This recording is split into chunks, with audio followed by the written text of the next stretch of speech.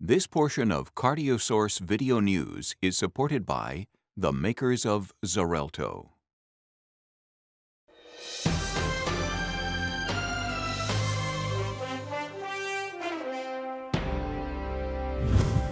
Welcome back to ACC.12. It's opening day and we're talking about late-breaking clinical trials. Athena, the FOCUS trial, tell me a little bit about that. Well, the FOCUS trial there was a lot of excitement about using stem cells, and it was a small trial of 90 patients, low ejection fraction with ischemia and viability. They injected autologous bone marrow, mononuclear cells. It was a negative trial. So any of the endpoints of ejection fraction, structure, function, MVO2, didn't see any benefit of the cells. I think importantly, when you look at it, it may be then preliminary, because when they looked at the type of cells, remember this is sort of a mishmash of cells, there might be some specific cells, if they could get at those, that did make a difference. So that's the positive. What do you think? You know, Athena's great. She's always very up on these, and one trial begets another trial, begets a third trial, and if we look a little harder, maybe there's one subset of cells. In fact, the CD130s, is that what, 30, whatever. One subset of cells, in fact, did show a change in ejection fraction.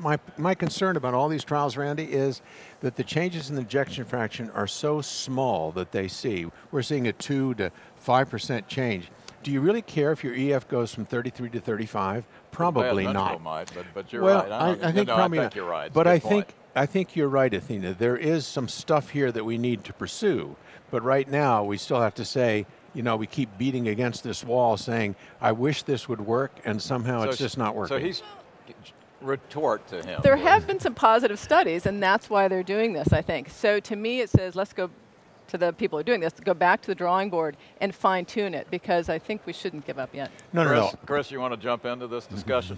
Well, I agree. It's been a difficult field that really hasn't worked. I think this group set up a network that hopefully will be able to do future studies. There was some question about the cell preparation method that was different in this one, but another negative study here. So you're welcome to entertain. Excuse me, go ahead. I was going to say also bravo for having a late-breaking clinical trial that was negative results. We don't see enough negative results and be able to comment on that. You're going to accept that? I'm going to accept that. Okay, good. No, we have I'm glad. So we now have we have something else that's out a little bit. You want to tell me a little bit about that? From the ridiculous to the sublime. So we're going to go to something that actually works, and that's transcatheter aortic valve replacement. I think you've got bias here. yeah. Whatever. Okay. It's where I spend my life. Yes, I understand. Okay, so these are two studies are about the Canadian experience, about one from Europe about the core valve, and another Canadian experience for the SAPIEN. Essentially, it is more of the same, which is good news. Right. What we're seeing here is longer-term outcomes in patients that had transcatheter aortic valve replacement. And now at 3 years, there is still no deterioration in LV function, even in patients that have paravalvular leak. Sort of an interesting issue. I don't know where that's going to end up, but for 3 years, it seems to be okay. And if you look at the outcomes, core valve and Edwards seem to be about the same. Somewhere between 20 and 20% of patients are dead at 6 months to a year.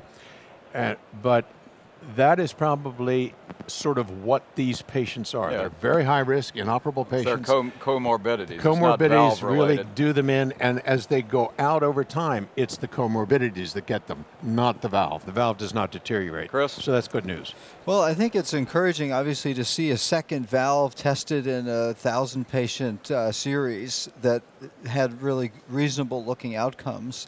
And whether that would have different technical, advantages or not, but the more work in this field opens this to these super high-risk patients. We get tons referred to us at the Brigham, and they're really sick of all sorts of disease processes. So hopefully this can help. One of the things I like about these two comparisons is that as we go forward, when both of these technologies are available commercially, we're going to be able to pick and choose patients for which device is best for which patient.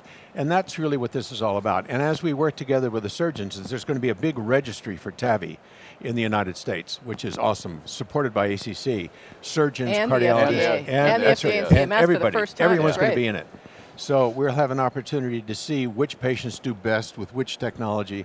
Looking forward to the commercial use of this. It's a huge step forward. Athena, you brought up the point. I mean, this whole concept of team registry, very important. I think it's also, I mean, and you've seen this too, it's created a team, the surgeons and the interventionalists working together, working with other agencies and other societies. I think that's a real step forward. I think the other piece about it that's exciting is the durability is what everyone's been worried about.